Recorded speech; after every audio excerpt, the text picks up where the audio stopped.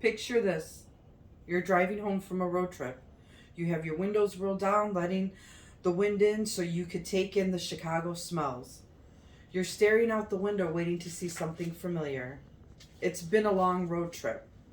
It seems like the ride home always takes longer than it took to get to your destination. You turn off your exit on the expressway, and there it is. The colorful, vibrant mural on the viaduct 2 blocks from your house. You let out a quiet sigh and think to yourself, I'm home. Throughout this speech, you will learn what are murals, where they originated at, and how Chicago murals are not just mine, but are many communities' favorite art. In Wikipedia, the definition of a mural is a piece of graphic artwork that is painted or applied directly to a wall, ceiling, or other permanent substance. There are several different types of murals you may see throughout Chicago. Fresco, which are done on lime plaster. Mosaic, which is a pattern or image made of small regular or irregular pieces of colored stone, glass, or ceramic held in place by plaster or mortar and are covering a surface.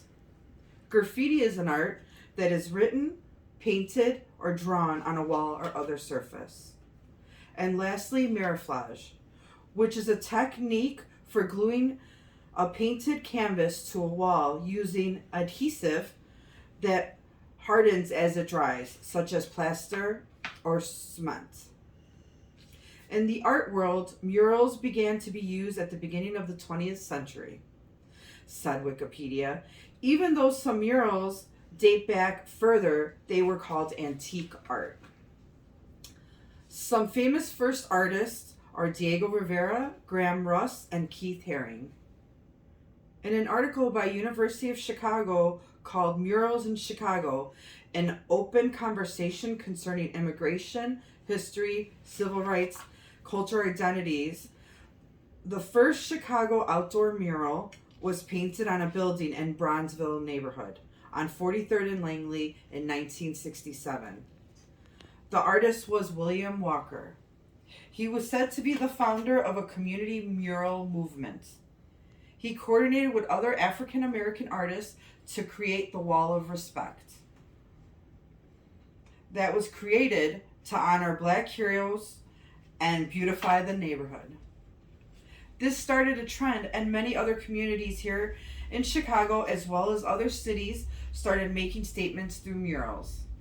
In 1971, a Chicago art group, a cultural organization to promote creation of mural arts, was founded.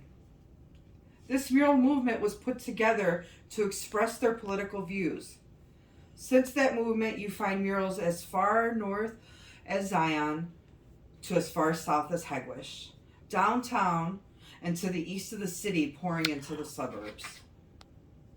In our communities, they are telling a story of faith, hope, race, immigration, struggles, family, success, joy, and view on current events.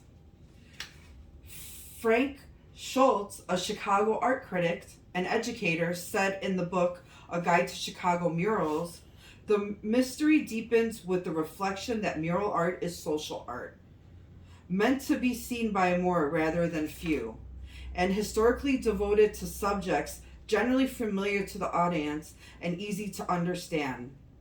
In Chicago, bridges, houses, train stops, buildings, alleyways, and even parking garages are literally living canvases. Schultz goes on to say that most Chicago murals are not household names. Even their work has become well known, them themselves have not. A case in point that paintings that may have been taken down years ago has not been seen in years, but still remembered because of the impact it made. Murals have brightened the community and made the neighborhood feel united, accepted, heard, and represented. Our communities are brightened, our stories are being heard, and our history is being remembered one mural at a time. So next time you're traveling around Chicago, make sure you look around to see the beautiful murals and start listening to what the artists are trying to say. The message is out there, you just have to look.